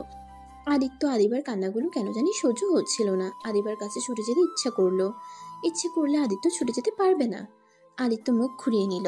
10 বছর পর আদিত্য জেলখানা থেকে বের হইলে দেখতে পেল সাইফুল চৌধুরী, রাকিব, রূপার সাথে ছোট্ট একটা বাচ্চা দাঁড়িয়ে আছে। আদিত্য বুঝতে বাকি রইল না এটা কে। আদিত্য গিয়ে সোজা বাচ্চাটাকে কোলে নিয়ে সারা মুখে চুমু দিয়ে বলল, চাচ্চু কেমন আছো? আদিত্যর কথা শুনে পিচ্ছিটা বলতে লাগলো, আমি তো ভালো আছি, চাচ্চু তুমি কেমন আছো? বাচ্চাটার কথা শুনে আদিত্য কপালে চুমু দিয়ে আদিত্য সাইফুল রাকিব রূপার দিকে তাকিয়ে, আমিও অনেক ভালো আছি। আমার চাচ্চুটাকে দেখে আব্বু ভাইয়া ভাবি কেমন আছেন? সাইফুল রাকিব আদিত্যকে জড়িয়ে ধরলো। আদিত্যকে সাইফুল চৌধুরী চুমু দিলে বাচ্চাটা বলে, দাদু ভাই চাচ্চুকে কিস দিল, আমাকে তো দিলে না। বাচ্চাটার কথা শুনে সবাই হেসে দিল। 5 জন গাড়িতে উঠে বসলো। সবার খোঁজ খবর নিতে লাগলো। বাসায় পৌঁছে সদর দরজার সামনে গিয়ে কলিং বেল দিলে ভিতর থেকে রাহেলা বেগম দৌড়ে দরজা খুলে আদিত্যকে দেখে শক্ত করে জড়িয়ে ধরে কান্না করে দিল। আদিত্য রাহেলা বেগমকে জড়িয়ে ধরে বলল, আম্মু কান্না করছো কেন? আমি তো ফিরে এসেছি। এটা আনন্দের কান্না। ভিতরে আয়, তোর জন্য অনেক কিছু রান্না করছি। রুমে গিয়ে ফ্রেশ হয়ে আয়, আমি তোকে নিজ হাতে খাওয়াবো। ওকে আম্মু, আমি এখনই যাচ্ছি। আদিত্য সিঁড়ি ভেঙে রুমে চলে গেল। রুমে গিয়ে বারান্দায় গিয়ে বাহিরের দিকে তাকিয়ে দেখতে লাগলো। কিছুক্ষণ তাকিয়ে থেকে ওয়াশরুমে গিয়ে গোসল করে নিল। গোসল করে আলমারি থেকে শার্ট প্যান্ট বের করে পরে নিল। আয়নার সামনে নিজের চেহারা দেখে মুচকি একটা হাসি দিল। চোখের অশ্রু পড়তেই সাথে সাথে মুছে ফেলে নিচে চলে গেল। আদিত্য নিচে গেলে রাকিবের ছেলে আদিত্যর কোলে উঠল। আদিত্য টেবিলের সামনে বসলে রাহেলা বেগম আদিত্যকে খাওয়াই দিতে লাগলো। আদিত্য রূপার দিকে তাকিয়ে বলল, কি ভাবি, সেই তো আমার ভাবি হয়ে গেছেন। কি আর করার, দুষ্টু একটা দেবর থাকলে সেখানে বিয়ে না করে কি আর থাকা যায়? তাই নাকি? হি হি হি ভালোই করে। এখন আর আমি কিছু বলবো না, কারণ এখন তোমাদের বিয়ে হয়ে গেছে। তোমাদের ঝগড়া তোমরা মিটিয়ে নাও গো। ভাবি, তোমার বান্ধবীর কি খবর? আদিত্যর কথা শুনে সবাই চুপ হয়ে গেল, কেউ কোনো কথা বললে না। রাহেলা বেগম বলল, আদিত্য, আমি এই মেয়ের নাম শুনতে চাই না। আম্মু রাগ করছো কেন? রাগ করবো না তো কি করব? ওই মেয়ের জন্য তোকে 10 বছর জেল খাটতে হলো, আর এত ভালোবাসি ভালোবাসি বলে পাগলামি করলো। কই, ওই দিন তো তোকে দেখতে গেল না, তোর সামনে সব নাটক করছে। আম্মু তুমি ওকে ভুল বুঝছো। ওই আমার সাথে প্রতি সপ্তাহে দেখা করতে গেছে। আমি তোমাদের কাউকে কিছু বলি নাই, কারণ তোমরা ওর কথা শুনতে রাজি ছিলে না। আমি ওকে অনেকবার বুঝাইছি আমার জন্য অপেক্ষা না করতে, ওই শুনে নাই। 1 মাস আগে আমি ওর সাথে অনেক ঝগড়া করছি, ওকে আঘাত দিয়ে কথা বলেছিলাম, যার কারণে আর আমার সাথে দেখা করতে আসে নাই। কিন্তু